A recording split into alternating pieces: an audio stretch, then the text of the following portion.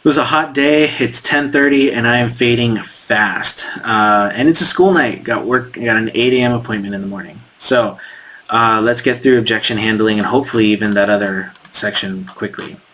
Objection handling. I haven't heard of you. You know, I'm sorry. As I'm thinking of objection handling, I have these objections in my head. So I guess what I'm trying to say is I have my own way of handling these almost generically.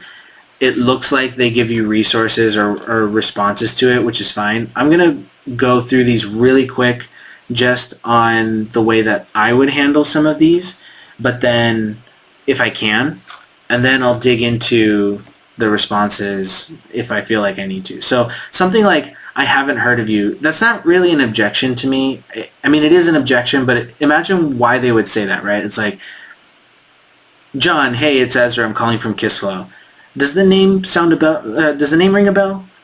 First of all, that's a very common cold call opener. I don't like it, but it's common. And I can see that provoking sorry, where are you calling from? Who are you? I'm not familiar. No, that doesn't ring a bell. I haven't heard of you. The problem with those objections is that it's in the way, remember how I said in a previous video, when you ask a question, people will respond in kind. So don't ask a question that's going to get you answers that don't help you.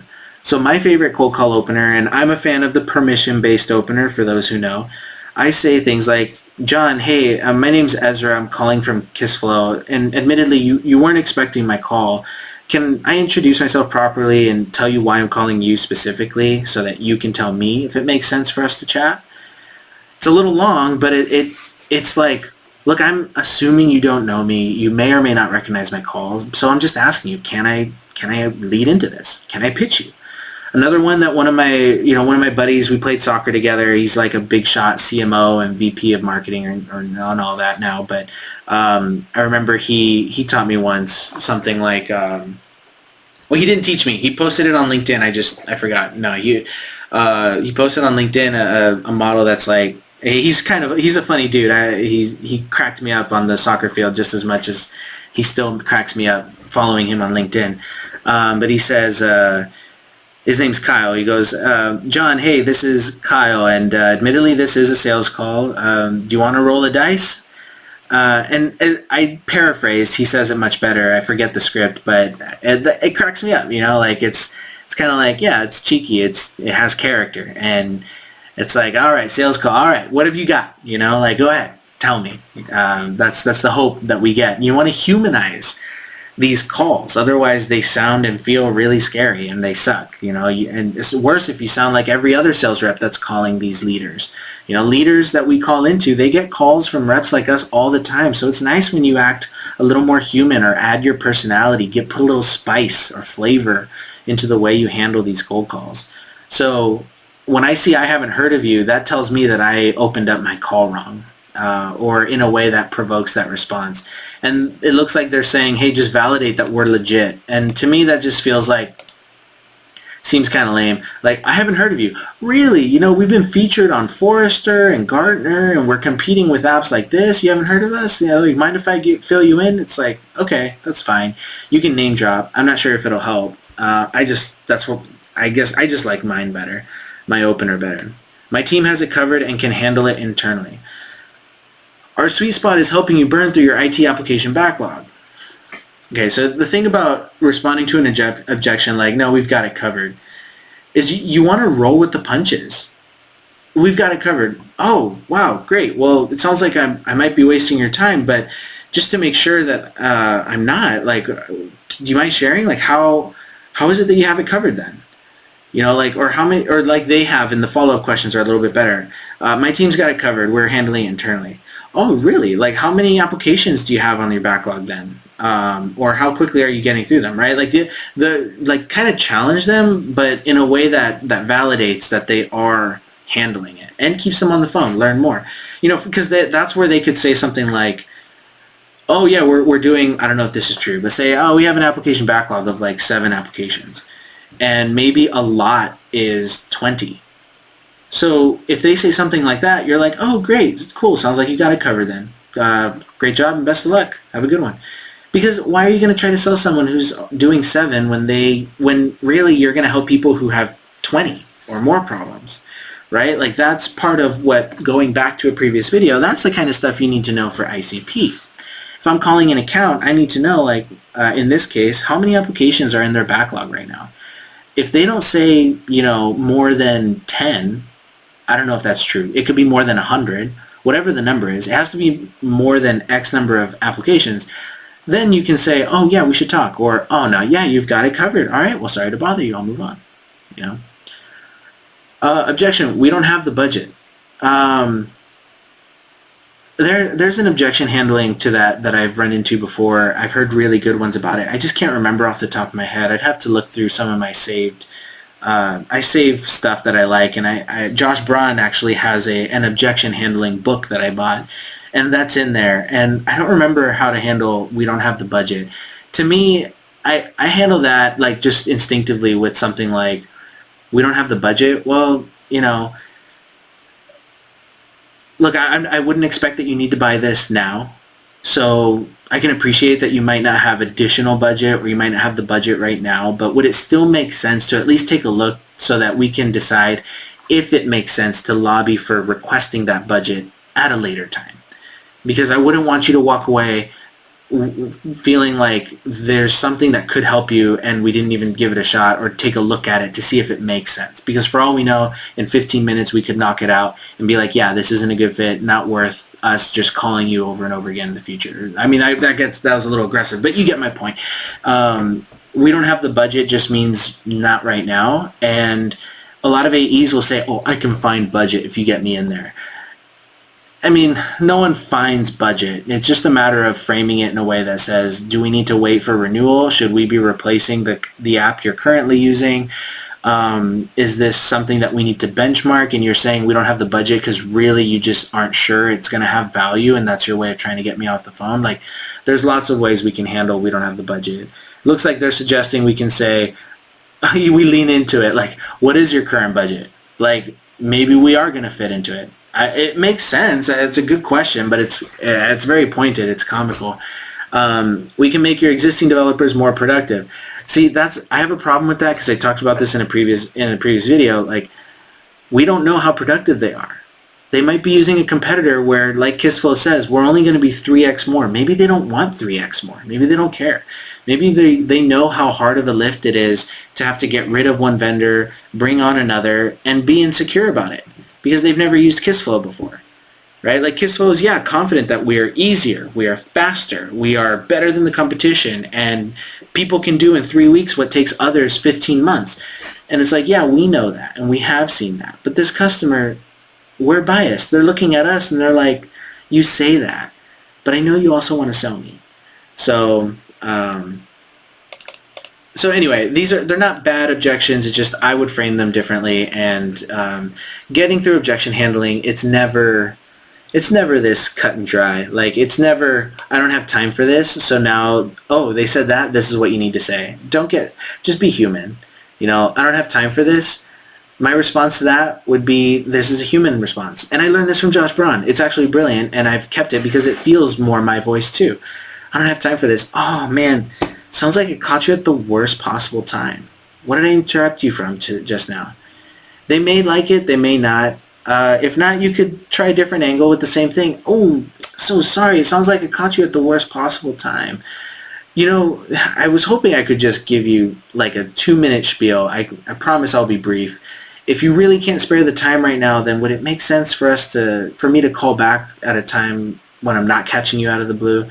And there are just ways you can say it in a way that's nicer, and really unlock, like, do they genuinely not have time for this, or are they just trying to get you off the phone? And I've seen people use that. I've seen lines where people are like, I don't have time for this, or I have to go. So they say something like, hey, no worries. In my experience, that means I either caught you in the middle of something, or you're just trying to be polite and let me know that you don't want to be pitched right now. So This would be the eighth time someone's hung up on me. Like, what do you think? Which is true? I butchered that. It's not organic for me, but I've seen ways that people just kind of call it out nicely, like basically saying, is this really a bad time? Should I try again another time, or are you just trying to be nice to me? And can we just address the elephant in the room? Can we get past this together? Someone not interested. I don't. This one's weird because it depends on when they say it. Honestly, if someone's like not interested and hangs up on you, that speaks for itself. If you even get a chance to put a spiel out there and they say not interested, get feedback. Ask them like, oh, it sounds like I've completely missed the mark. The feedback you need are things like, did you even call the right person? So you could say something like, oh, I'm so sorry I've missed the mark. Is that just because would you say, is that just because this is a low priority for you, or have I just found myself in the wrong room? And then they could tell you, yeah, this isn't my responsibility, click. Or they'll be like, I don't have a reason to tell you this and I just don't want to talk. Why would you want to work with somebody like that anyway? So just let it go. But any account intelligence you can get out of somebody who says something like not interested is a really, really healthy way of building, of like taking notes on your calls. And see, this, I don't like this. They're saying push. I'm not interested. Well, what's your current solution for handling application backlog? Like, yeah, you can ask the question, but that shouldn't be the response to not interested. If they say they're not interested, I mean, it's just a matter of, coming back to them with, I can appreciate that you might not be interested in automating application development or certain processes are related to that. So do you mind if I ask still, like, why is it that you're not interested? Like, what about, is that something you have covered already? Or, there's just ways to handle that. And hopefully, this isn't a knock on Kissful. I'm not trying to knock them on this training, but this is the kind of thing that makes a huge difference when you consider taking on freelance work. When you aren't experienced and haven't been in sales before and stuff like this can really hurt your potential for unlocking deals. And this objection handling section, I'm spending a decent amount of time on it, really, because I have turned them around before. I have been on plenty of calls where I've turned them around to someone who said he's not interested. I humanized the conversation, and then they were like, you know what, all right, fine, I'll at least learn about it. I'm curious. Or, you seem nice enough, fine, I'll take a call with you, right? Like, it just, sometimes that stuff can happen. Objection, we're in a contract with an existing vendor. Perfect. Number one, we just qualified. They have budget for this. They have the money to handle this. Number two, like, this is somebody who knows who's involved in the decision process. We know that either they're the ones who buy or they know the person who does, and who all needs to be involved. So this is where you can say, great, well, would love to find out more about when that renewal comes up, whether we could be a part of that competitive audit.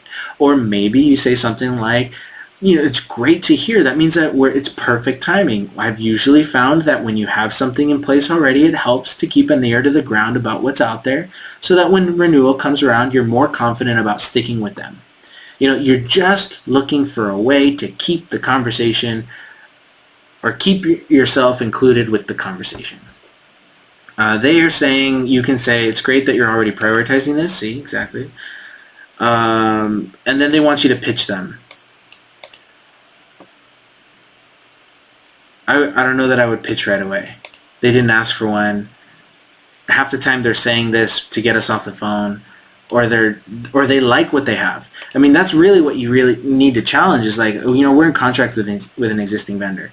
Really, that's so great to hear that you're prioritizing this using their language. How's it go? Like, do you like it? Just be straight up. Do you like it? Is it working well for you? Or ask those other questions we talked about earlier. Oh, really? How many applications are you able to get through with them and stuff? Or, if you know, or you could ask, like, who oh, really? That's great to know. Well, so that I don't bother you again, who are you working with? And then they'll tell you one of the competitors we have, and you can say something like, oh, interesting. I happen to know that those guys are having customers who buy that competitor, they often have challenges with XYZ, which we just went over. What's your take on that? Is that something that you think affects you even now? That's how you get past some of these objections. Is you got to like do this mental jujitsu with people. You don't just pitch back at them. It's called a pitch slap. You don't just pitch slap them and hope that they're going to see the light just because you did that. You got to meet them where they are. And I think some of the examples I've given you are solid ways for you to feel confident knowing like you just need to learn more and ask questions. And more often than not, you've probably noticed, and I hope this is true if I review this, but like every handle I've had has been a question.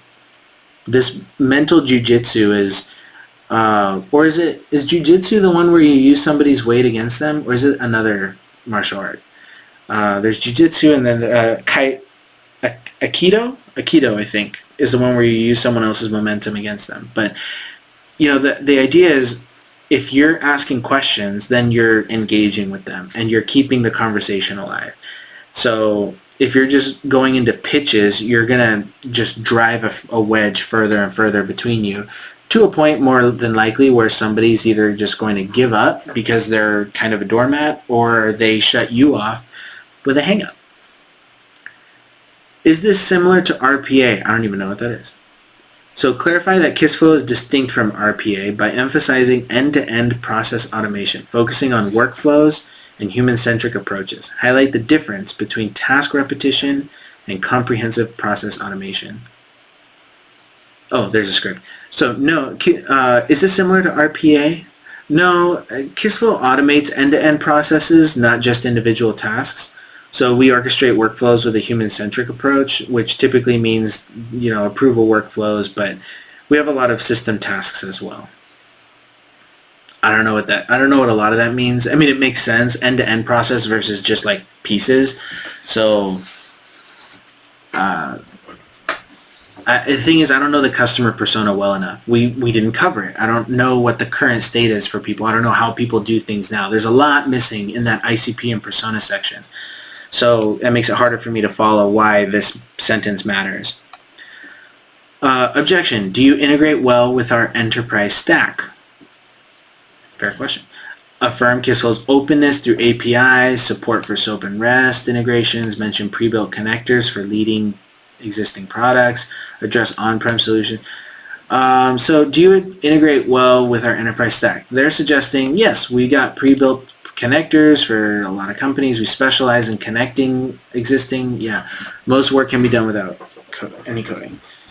Cool. What's specific? I can share a list with you. Yeah, this would be my favorite response. I might even just lean in with that. Like, do you integrate well with our enterprise stack?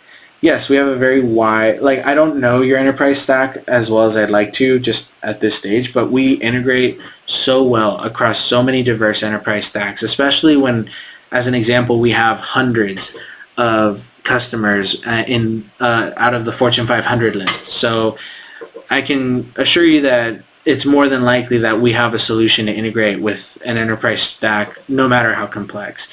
If it's helpful, why don't we follow up with each other in another call where I can share that list with you, and that way I can show you when I'm not catching you out of the blue. See how I'm pivoting it to a meeting and trying to get it qualified? Like, I'm trying to get us to a place where we're trying to get them committed to meet with us and we're adding value. Like, why don't I share a list with you to see if this makes sense for us to talk about? And they might push back and they might not want to meet, but that's okay. Then you bring it back to, again, we talked about this in a previous video, meeting the qualification criteria. Because sometimes people like me, we push for that meeting so fast that sometimes we miss the qualification criteria, and in the end we don't get credit for that meeting. So something to consider. Objection. Do you offer single sign-on? I would imagine yes, no? Confirms support for SSO, provide resources for setting up SAML-based SSO within Azure AD, ease of integration, and then there's some help there's some documentation. Navigating these objections, yeah, fine. So do you offer single sign-on? Yes, but now I'm concerned why they mentioned Azure. What about all the other applications? Why AD? Do they not have it for others?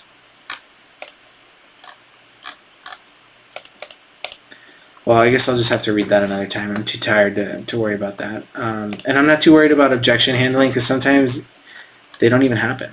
Let's look at the call script real quick. This is short. I'm going to keep this to one video. I know it's long. How much time have we spent on this? 20 minutes. All right. Call call script example.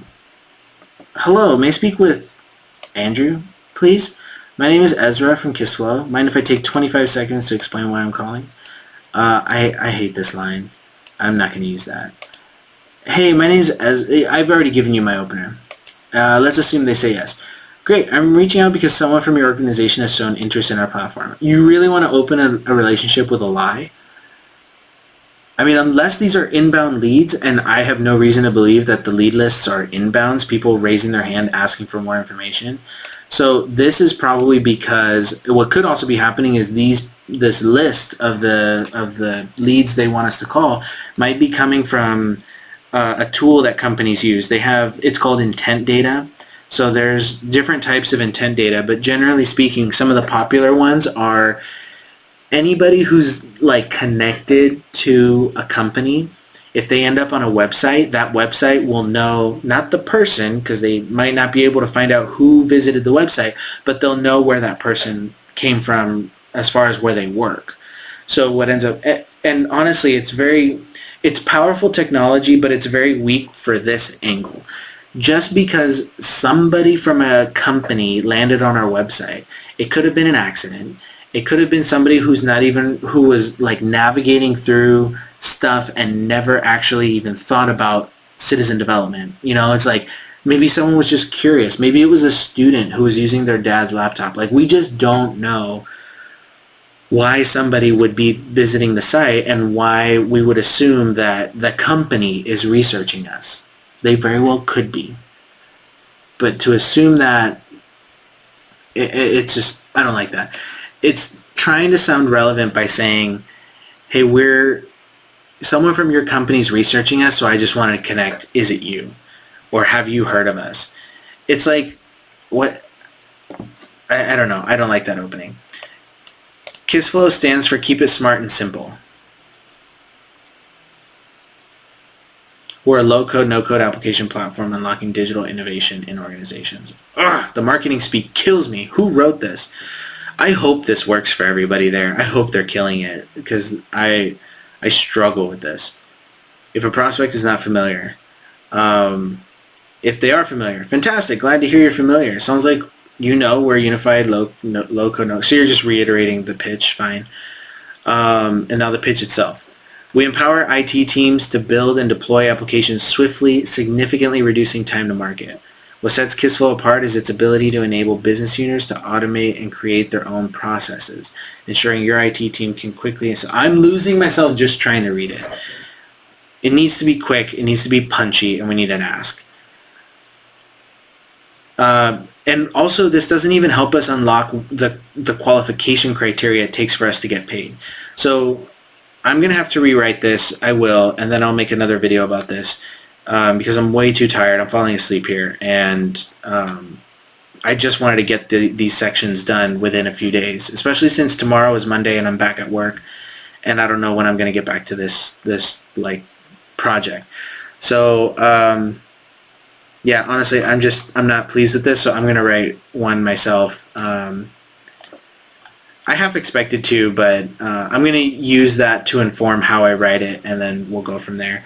So anyway, thanks for hanging with me. That's it. We've gotten through training. At least we've marked it as completed. I'm going to hit submit just because it seems like it's something I can do. So they want me to record an introduction, share my background. So this is like a way of just saying, hey, this is who I am and how I want to be involved. They have a role play scenario. I've done this before. They have prompts. Like they'll say, give us a 30-second pitch. So you have to be ready for it. They'll say, give us responses to how you handle an objection, and then you just record yourself doing it. Oh, there it is. It's one of the other points. And then that's it. And then you're done. So it's all pre-recorded. So you start the audition, and then it opens up the camera, and you can start doing the little quiz, the little test. So anyway, I'm going to worry about that later. I'm going to stick with the training as it is. Until next time, have a great morning, day, night, wherever you're at. And I will see you in the next video.